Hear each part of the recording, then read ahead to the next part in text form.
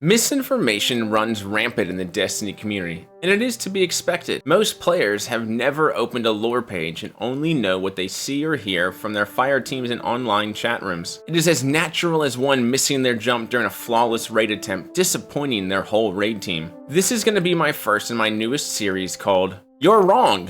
I know, a little aggressive, but it is YouTube. Currently, I have around 9 videos planned for this series, with I'm sure more to come. If you have any idea of lore misconceptions, please write them in the comments. Now, I'm opening that up, but I don't want to see Sticky MZ misses his super all the time.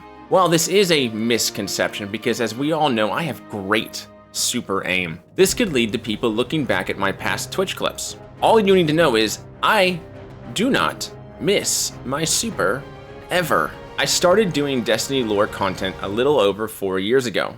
If you do not know me, hello, I am Sticky MZ, the largest and first Destiny lore creator on TikTok. I've seen a lot of headcanon throughout the years, but one of the widest spread is the belief that Guardians only use their guns for fun and cooldown times are only a gameplay mechanic. This is not true. Cooldown times are lore accurate, and we cannot always use our abilities. I will provide lore and in-game proof for this, but I want you all to think, really think about that for a second. We use our guns for fun, implying that we purposefully aren't using, Guardians, I say we, I mean Guardians, purposefully aren't using our godlike abilities just to have a good time. Why was this even a thought process? How many people in Guardians have died over the years? Thousands?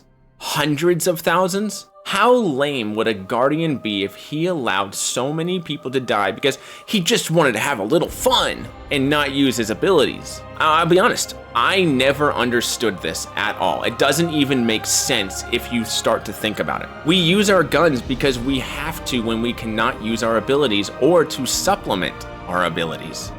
Can you imagine Timmy, the long-toothed Guardian, having to inform some family he didn't save their father from a Hive attack?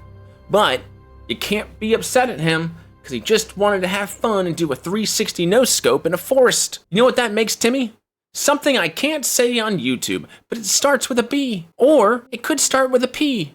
Both are applicable. Female dog Timmy would be the most hated Guardian in every town he went to. Don't be a Timmy. Don't be a B. Now that we've gotten the logic out of the way, Let's prove it. I know some people watching this video will still not be convinced and are ready with their little typey fingers just itching to say I'm wrong. Fingers do deserve to be stretched, but try it in a warm apple pie, not in online comment sections. I will save the most obvious in-your-face proof that cooldown times are lore accurate for towards the end, but let's have some fun first. Think of using your subclass abilities like anything else you do in your daily life. Can you run forever?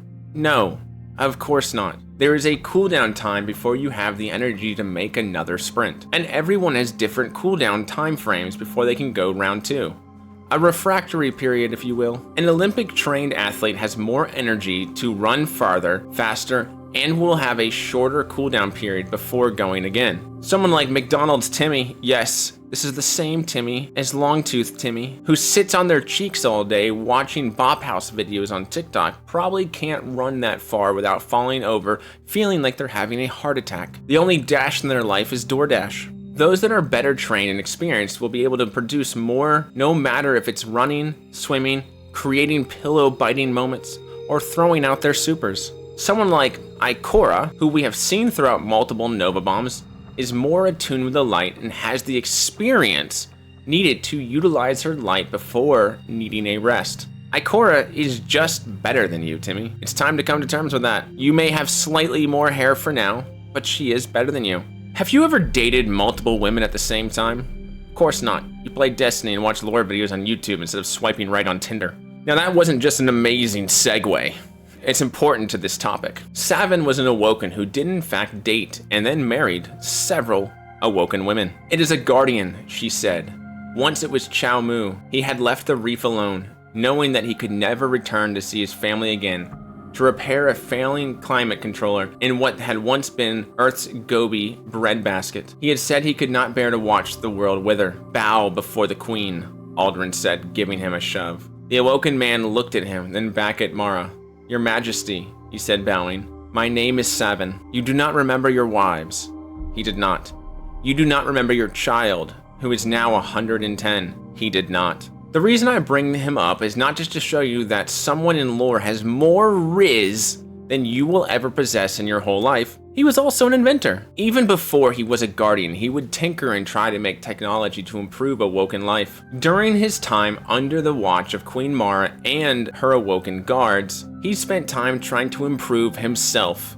This is legitimately the first Gym Bro. Make himself a better guardian. I mean, honestly, if you found out that in your past life you were married to multiple purple hotties, wouldn't you like immediately try to improve yourself, get you back on that level? Now, one thing is concerning though, he only seemed to had one child. He married all these different women. We don't know how many, somewhere between 2 and maybe 3,000. We don't really know. We'll just go, that seems like it's a good ballpark guess. Had one child, that's it. Savin the Guardian showed a tremendous fondness for doing things. He had a pathology task-oriented nature, which made him very useful to the reef. Yet there was always the sense that his ghost was watching, observing, reporting. And Savin was most of all greedy, not in the grasping manner of the petty, but in the enormous, all-consuming way, for he desired materials and experiences that would temper him into a better guardian. And he was always experimenting with his strange powers in foolish ways that left him briefly dead, seeking a new super ability, or some way to make my grenades faster. He grew tired of performing trivial tasks around the reef, complaining that the dangerous repairs he made were endless and boring, and that he wanted to move on to new worlds. He leapt into space repeatedly and without reason, as if his death were no more traumatic than a hop off a curb, obsessed with reward and efficiency. He would rather do one profitable thing 1,000 times than waste his efforts on a less beneficial novelty. He wanted to make his grenades faster. I believe this is referencing Cooldown Times. He wanted his abilities to come back faster. When I brought up this lore on TikTok, I was told this could be some other aspect he was trying to make faster. But what would that be? Throw faster?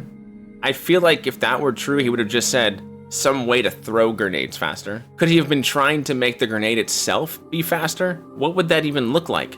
The pulse grenade's pulses faster? It could mean something other than cooldown times, but after a long time looking it over and thinking about context, I cannot think of a single reason except for cooldown times. There's other times in lore where a guardian was tired and had to muster all their will to use their light. This happened to Saladin. Saladin woke hanging off the side of a mountain with a tree branch piercing him through his shoulder. He hung there, blood pouring from his body, unable to free himself. He decided to use his arc energy to break the branch when he saw a half a dozen men searching for him. He uses the arc to break the tree branch so he could easily swing himself out. Before he could free himself, he was shot through the chest. Then he called for his ghost. Israel, get me off this branch, he snarls. His ghost materializes before him. I taught you better than to rely on me, Israel reproves him. She swoops behind Saladin for cover. You're not dead yet. You're capable of this. Saladin strains to regain his footing. He lifts his head and wheezes as his lung expands. Several figures above congregate around a large object, a blur of metal he recognizes as a flat cannon. I yield, Saladin laughs weakly. What would you do if I weren't here, Forge? If I'd have been killed, his ghost taps the back of his head with a palette of light. It's just you and your light, what little you have left. Him and his light against a weapon of war. But they were just men, and he, a fiend of fire. Saladin conjures waning starfire from his bones, the last vestiges of his will, burnt as an offering to the light. Flame billows and radiates through his flesh, swirling between the gaps in his armor, moving to consume the branch. Sap hemorrhages in hissing bubbles from the wood around him. Flames overtake the branch, joining those building from the Iron Lord's armor. Saladin was tired, injured, and begged his ghost to heal him. It took all he had just to muster up enough strength to summon an axe in order to break the tree, to have fire come out of his armor to burn it. This proves that using the light isn't that easy, and when you are weak it becomes harder to use. Such as running, even if your legs aren't injured, it becomes a chore to sprint with a broken arm or shattered rib. If using the light was as easy as breathing and didn't require stamina, Saladin wouldn't have been worried or stressing about his situation. He could have just been chaining supers until he was free and destroyed the men that wanted to end him. Let's also think for a second. Let's go back to some logic. Let's go back to logic. How would Guardians ever lose if they could constantly spam supers and abilities?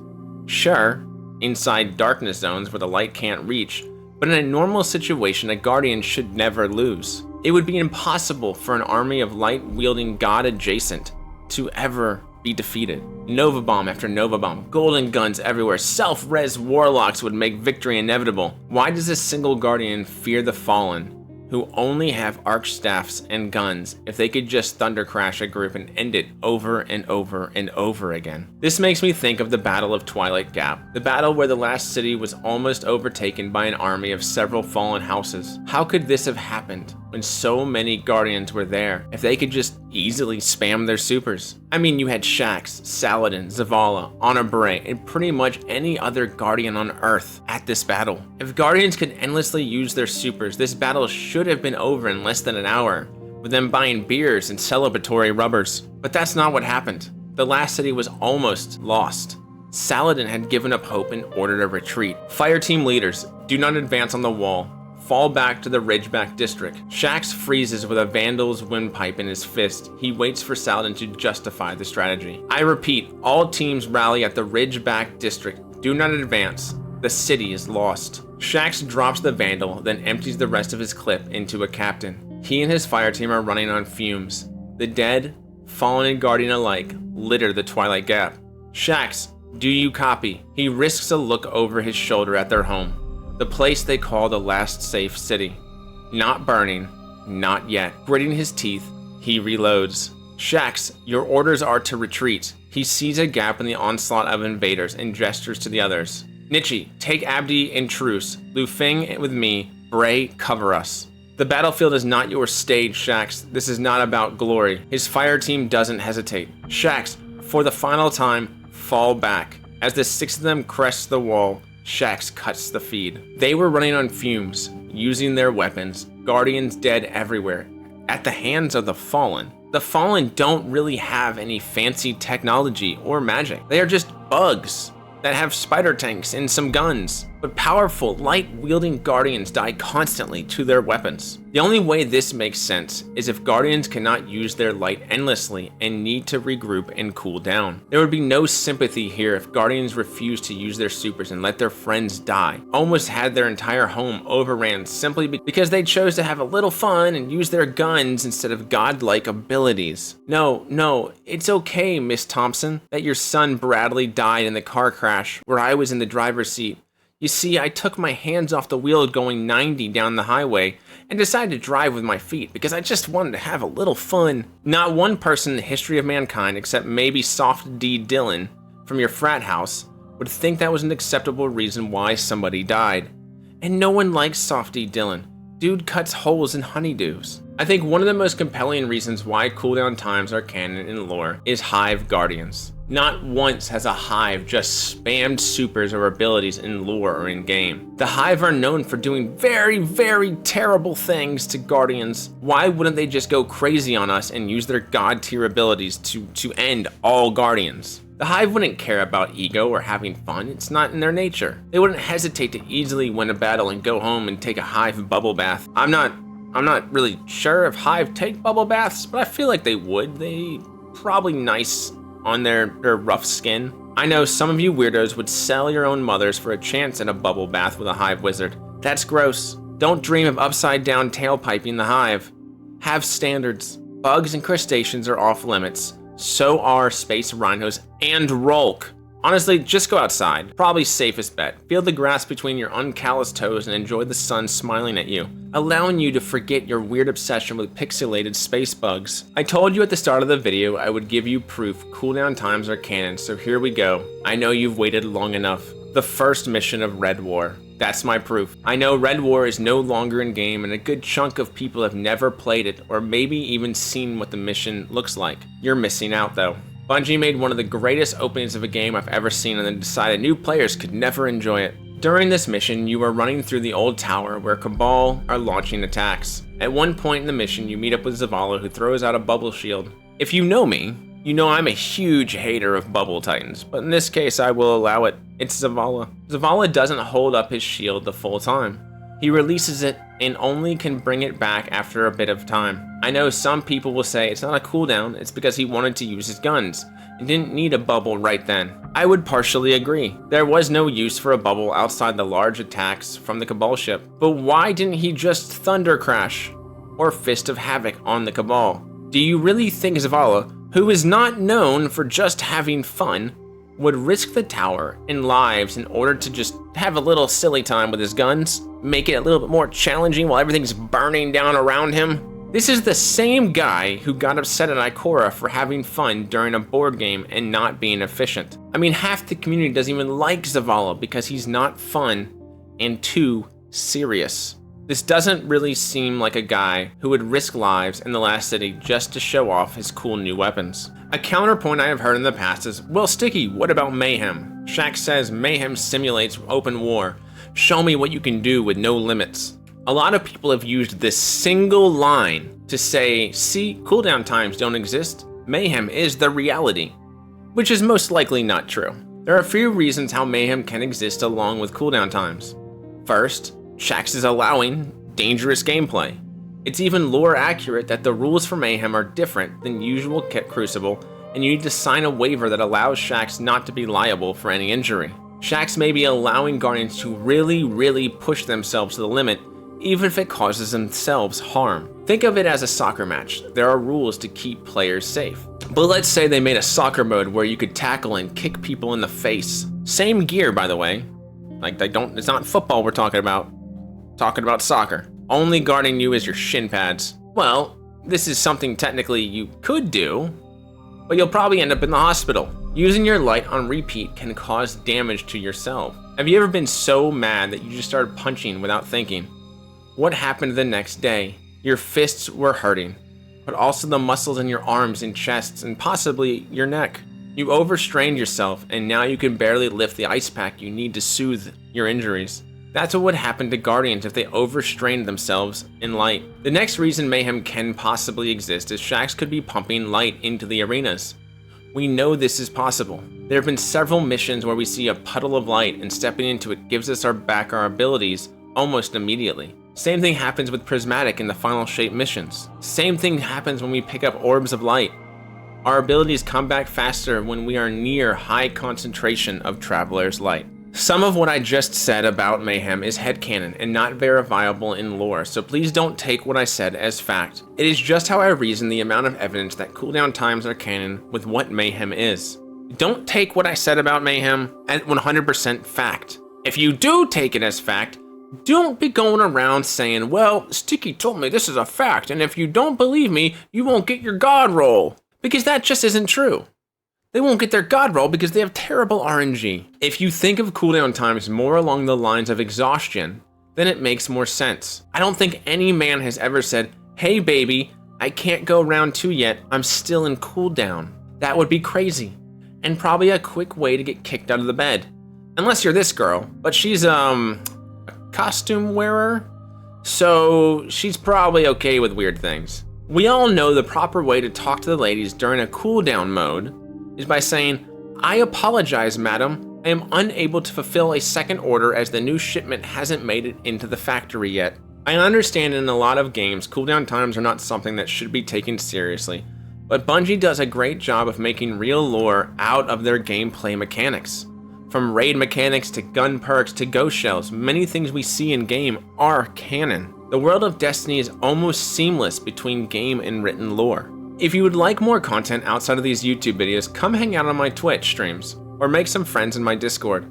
Would love to see more of my YouTube followers become a larger part of my community, not just Twitch and TikTok followers.